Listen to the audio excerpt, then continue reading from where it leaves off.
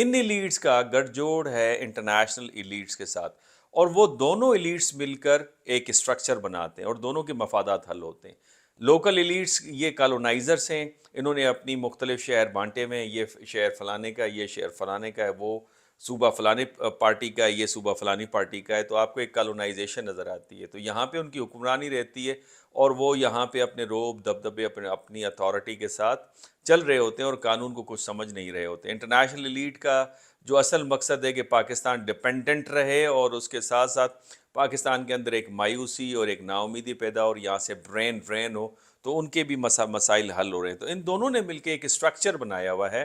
اور یہ اسٹرکچر جس طرح میں نے کہا دونوں کا فائدہ ہو رہا ہوتا ہے۔ اب اس میں 3 امپورٹنٹ کانسیپٹس ہیں جو میں آپ کے سامنے رکھے دیتا ہوں۔ ایک اسٹرکچر ہوتا ہے جو نیو مارکسسٹ جس کی بات کر رہے ہوتے ہیں، اور اسٹرکچر جو ہے کرٹیکل تھیورسٹ بھی اس کے اوپر بات کر رہے ہوتے ہیں کہ اسٹرکچر جو ہے یہ بڑا امپورٹنٹ ہے اسٹرکچر کو سمجھنا، اور جب تک اسٹرکچر کو توڑا نہیں جائے گا، جب تک پاکستان کے مسائل کو حل نہیں کریں گے، اسٹرکچر کے ذریعے سے ہی جو بظاہر دکھنے والا نہیں ہے یہ مسائل پیدا ہو رہے ہیں۔ اس کے ساتھ میکس ویبر نے سپر اسٹرکچر کی بات کی ہے۔ اسی اسٹرکچر سپر اسٹرکچر بناتا ہے۔ کولڈ وار کے دوران آپ نے دیکھا مذہب کو استعمال کیا گیا، اس سپر اسٹرکچر کو ایک خاص کانشیسنیس دی گئی ایک خاص نیریٹو کے ذریعے سے، اور پھر یہاں پہ جس طرح سے ہم نے لادینیت کو ڈیفائن کیا، اور پھر جس طرح سے افغانستان میں وار ہوئی اور دوبارہ وار ہوئی، تو بنیادی طور پہ اس سپر اسٹرکچر کو استعمال کیا جاتا ہے، مذہب کو استعمال کیا جاتا ہے، وہ آپ کو نظر آتا ہے۔ اس کے ساتھ ساتھ انفراسٹرکچر کی بات ہوتی ہے، اسٹرکچر، سپر اسٹرکچر، انفراسٹرکچر، جو یہ نیریٹو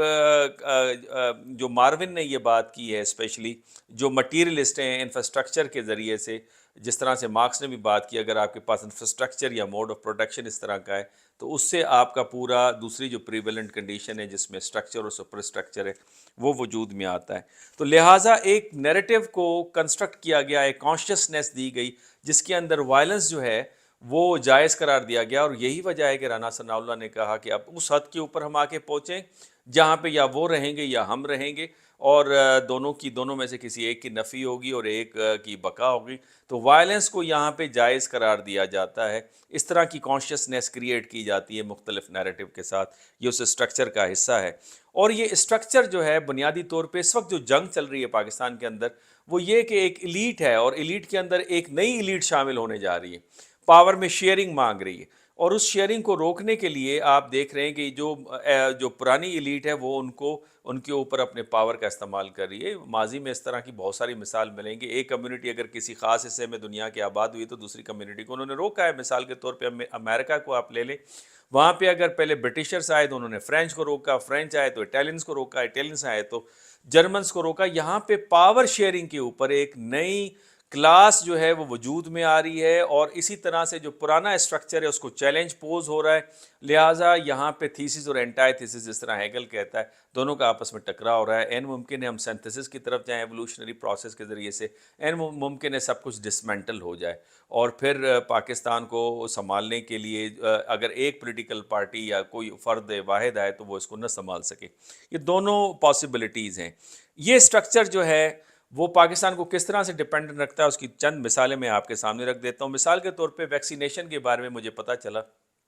پاکستان کے اندر، اسلام آباد کے اندر بہت سارے ادوار میں ویکسینیشنز اپنی بنائی گئی اور بڑی سکسیسفل پروسیس تھا، اور وہ بہت ساری ویکسینیشنز بننے کے بعد وہ بڑی کامیاب بھی رہیں، لیکن بعد میں حکم صادر ہو گیا، کہیں باہر سے حکم صادر ہوا کہ جناب ان ویکسینیشنز کی پروسیس کو روک دیا جائے، ویکسینیشنز باہر سے آیا کریں گی۔ یہ ہے ڈپینڈنسی۔ میں کھل کے بہت ساری چیزیں آپ کے سامنے نہیں رکھتا جو ڈیٹا میرے پاس ہے۔ اسی طرح گندم، چاول، کپاس، اس کی آپ اپنے خود ریسرچ کے ذریعے سے نئی نسلیں آپ پیدا کر رہے تھے، آپ کو روک دیا گیا، اب وہ ساری چیزیں آپ باہر سے منگواتے ہیں۔ تو لہٰذا یہ ایک چیز ہے۔ اس کی دوسری مثال آپ کو میں دے دوں، ہیلری کلنٹن جب آئی انڈیا میں تو وہاں پہ جرنلسٹ سے جب اس کی ملاقات ہوئی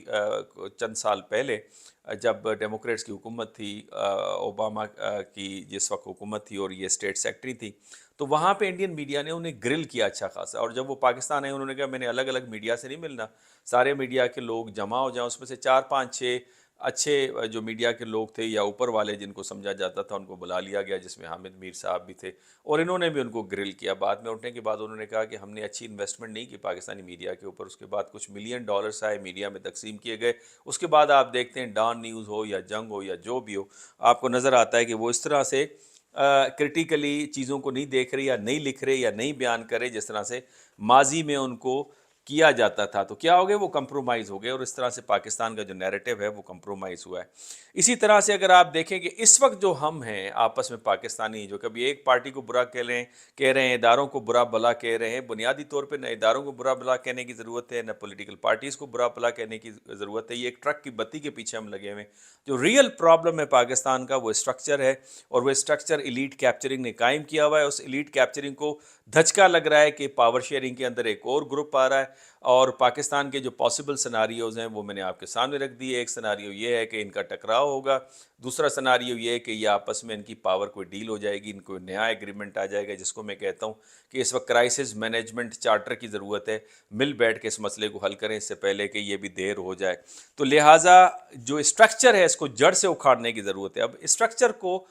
ختم کرنے کے دو ہی راستے ہیں، ایک ریولوشن کا راستہ ہے اور دوسرا ایوولوشن کا راستہ ہے۔ ریولوشن کا راستہ میں پاکستان میں نہیں سجیسٹ کرتا، ایوولوشن کا راستہ از دا بیسٹ راستہ، اور اس کے لیے یہ ہے کہ میں اکثر یہ بات کہتا ہوں کہ ریفارمز لائیں اس سے پہلے کہ دیر ہو جائے اور ریولوشن کا راستہ کلیئر ہو جائے۔ آپ کو سوشل ریفارمز لانی پڑیں گی، آپ کو پولیٹیکل ریفارمز لانی پڑیں گی، آپ کو اکنامک ریفارمز لانی پڑیں گی، ری اسٹرکچرنگ کرنی پڑے گی۔ 1% جو ایلیٹ ہے جس نے پورے کیپچر کیا ہوا ہے پاکستان کے 60 to 80% ریسورسز کو، اس کو ہم نے جو ہینڈل کرنا ہے۔ اور اسی طرح انٹرنیشنلی بھی یونائٹڈ نیشنز نے رپورٹ 2-3 سال پہلے 2011 میں جاری کی تھی، جس میں 20% آف دا انٹرنیشنل ایلیٹ نے 80% آف ورلڈ ریسورسز کے اوپر قبضہ کیا ہوا ہے۔ مجھے پاکستان کے اندر میں پریڈکٹ یہ کرنے جا رہا ہوں کہ چونکہ سسٹیمک لیول پہ ایک چینج آپ کو نظر آ رہی ہے، جہاں پہ یونی پولیرٹی سے ملٹی پولیرٹی کی طرف ورلڈ جا رہی ہے، اور ایک نیا انٹرنیشنل جو ایلیٹ ہے وہ سامنے آ رہا ہے، لہٰذا پاکستان کے اندر بھی ایک نیا رولنگ ایلیٹس آپ دیکھیں گے، ان کے ریپرزنٹیٹیوز پاکستان کے اندر دیکھیں گے۔ اس وقت عمران خان اور پی ٹی آئی اور ان کے جو سپورٹرز ہیں بنیادی طور پہ ایک ڈینٹ ڈال رہے ہیں آلریڈی ایگزسٹنگ پاور اسٹرکچر کو، اور اس کے اندر وہ اپنا شیئر مانگ رہے ہیں۔ اور آپ دیکھیں گے کچھ دنوں کے بعد اگر اوپر تبدیلی آتی ہے اس کا امپیکٹ نچلی تبدیلی بھی آئے گی، اور یہی اسٹرکچرل امپیریلسٹ یا اسٹرکچرل ریئلسٹ یہی بات کرتے ہوئے آپ کو نظر آتے ہیں۔ یہ صرف امپیکٹ پاکستان میں نہیں آئے گا، میں یہ بھی پریڈکٹ کرنے جا رہا ہوں کہ یہ بنیادی طور پہ آپ کو اس کا امپیکٹ خود انڈیا کے اندر بھی نظر آئے گا، اور انڈیا کے اندر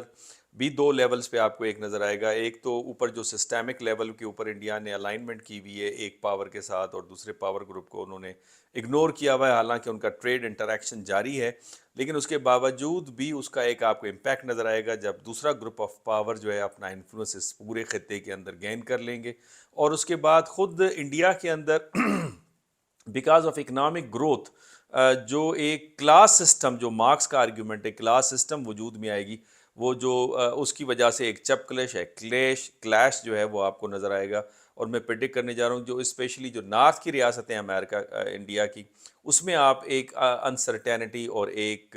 اضطرابیت کا عنصر آپ دیکھیں گے، اسپیشلی ان ریاستوں کے اندر جو سوشلزم کی طرف جن کا ٹلٹ ماضی کے اندر بھی رہا ہے۔ تو لہٰذا پاکستان کے اندر بھی ایک تبدیلی آپ کو نظر آئے گی، اور اوپر انٹرنیشنل لیڈ سسٹم کے اندر اگر کوئی چینج آتی ہے تو اس کا امپیکٹ اسمالر نیشنز کے اندر بھی آئے گا، یہاں بھی لیڈ سسٹم کے اندر آپ کو چینج نظر آئے گا، پاکستان میں بھی، انڈیا میں اور دوسرے ممالک کے اندر۔ لہٰذا جو وقت کے ساتھ ساتھ اپنے آپ کو چینج کر لیتا ہے ریفارمز کے ذریعے، وہی اپنے آپ کو کے اندر ان کے اندر مستقل مزاجی اور ترقی کے راہ پہ وہ لگاتار گامزن رہتے ہیں، جس طرح کہ سعودی عرب میں محمد بن سلمان ریفارمز لے کے آ رہے ہیں، انڈیا نے ایران نے اپنا ایٹیٹیوڈ کو چینج کیا ہے، اور انٹرنیشنل جو ایلیٹ ہے جو اس وقت موجود ہے وہ کسی حد تک کوپ اپ کر رہی ہے اس سچویشن کے ساتھ، اسپیشلی پاکستان کے ساتھ۔ آپ نے دیکھا کہ یہاں پہ زلمے خلیل زاد وہ عمران خان سے ملاقات ہوتی ہے، اس کے علاوہ ان کی کانگریس جو وومن تھی مسلمان الہان عمر، وہ آتی ہیں، وہ ملاقات کرتی ہیں، رابن رافیل آتی ہیں، وہ عمران خان سے ملاقات کرتی ہیں۔ ان کے پاس یہ انڈرسٹینڈنگ ہے کہ پاکستان کے اندر ایک سوسائٹل لیول کے اوپر چینج نظر آ رہی ہے، لیکن جو ہمارا یہاں پہ لوکل ایلیٹ ہے، رولنگ ایلیٹ ہے، وہ اس کو کوپ اپ نہیں کر پا رہا۔ لہٰذا ہم دیکھ رہے ہیں کہ وہاں سے جو ٹویٹس آ رہی ہیں زلمے خلیل صاحب کی، وہ اس بات کی نشاندہی کر رہے ہیں کہ وہ سچویشن کو انڈرسٹینڈ کر رہے ہیں اور اس کے مطابق اپنے پالیسیز کے اندر تبدیلی لے کر آ رہے ہیں، جبکہ ہماری جو لوکل لیڈرشپ ہے وہ تبدیلی نہیں لا رہی، اور لہٰذا اس کا حل ایک ہی ہے، charter of crisis management, otherwise ٹکراؤ ہوگا اور پاکستان کے اندر اور زیادہ انسٹیبلٹی آئے گی، اور پھر وہ کسی ایک پارٹی کو مستقبل میں اس کو ہینڈل کرنے میں مشکل پیش آئے گی۔ آج تک کے لیے یہی، اگر آپ اپنی رائے کا اظہار کرنا چاہیں تو آپ ضرور کیجئے۔ آج کے لیے یہی، اگلی ویلاگ میں پھر ملاقات ہوگی۔ اگر آپ کو ویلاگ پسند آئے تو اسے لائک بھی کیجئے، شیئر بھی کیجئے اور چینل کو سبسکرائب بھی کیجئے۔ اجازت دیجئے، اللہ حافظ۔